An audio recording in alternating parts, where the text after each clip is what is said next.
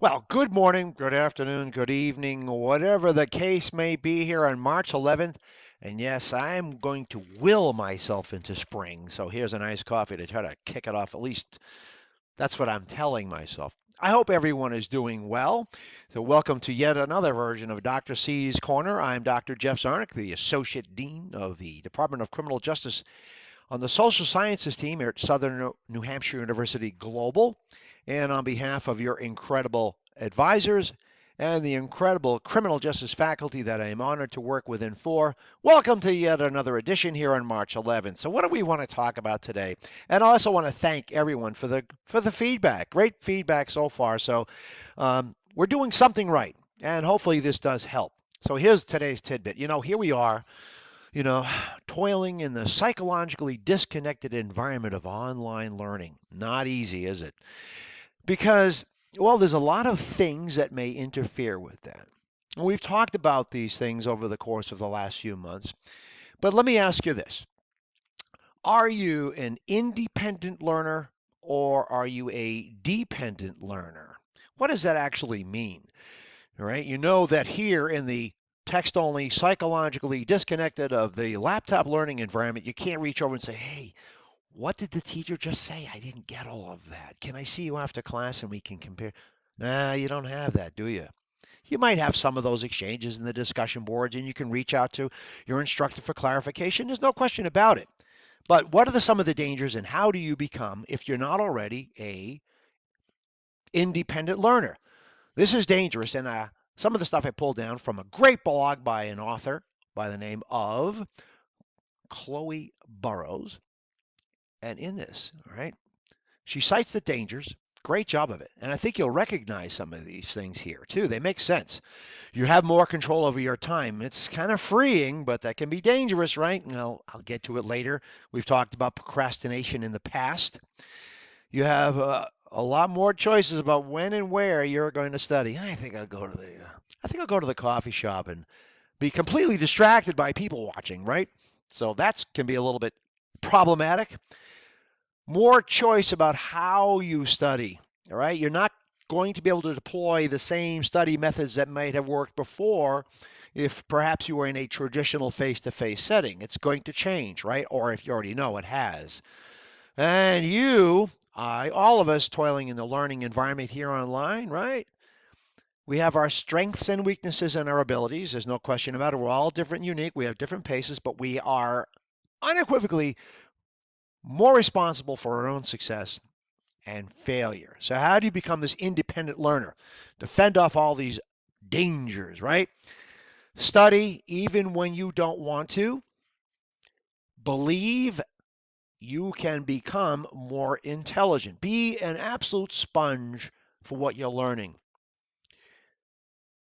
Intelligence, learning, knowledge is something no one can take from you. Remember that. It is worth more than all the money in the world.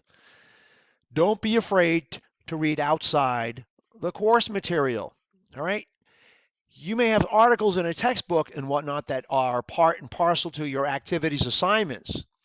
But you got to remember all the information that you need to expand your knowledge may not be contained in that one particular bucket of resources in your course.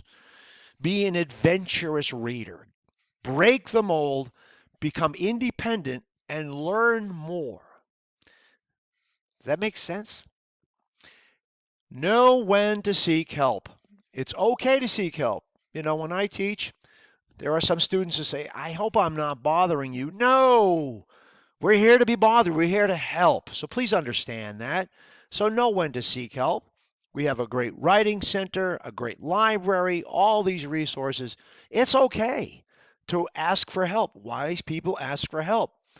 I confess, I know not everything and I need help. I can't do the things I need to do alone.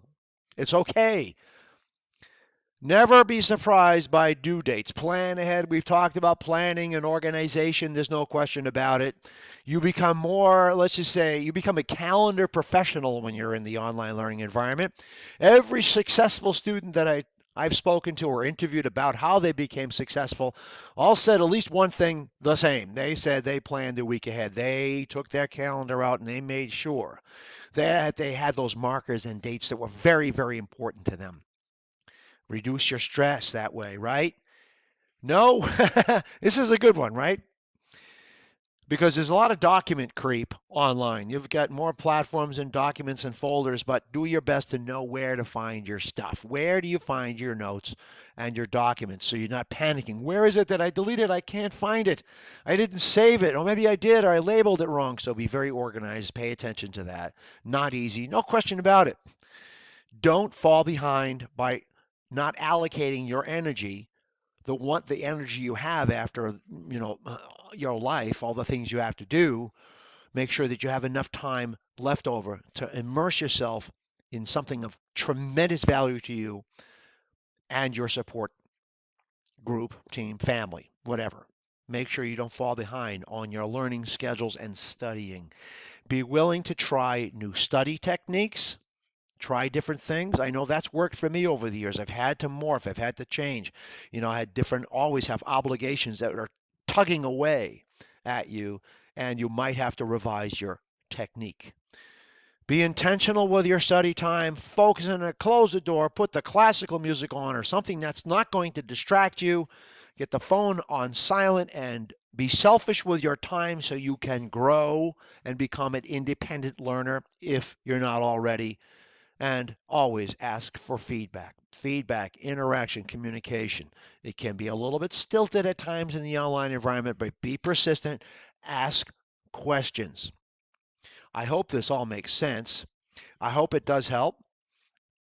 And remember, we are here for you. If you need to get a hold of me, my email address is J as in Jeff, followed by a dot, and then my last name, C Charlie, Z Zebra, A Adam, R Roger, and Nancy, E Edward, C Charlie, at snhu.edu.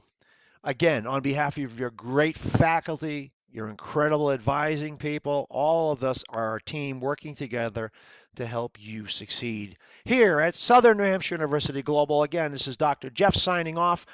Have a great and safe week.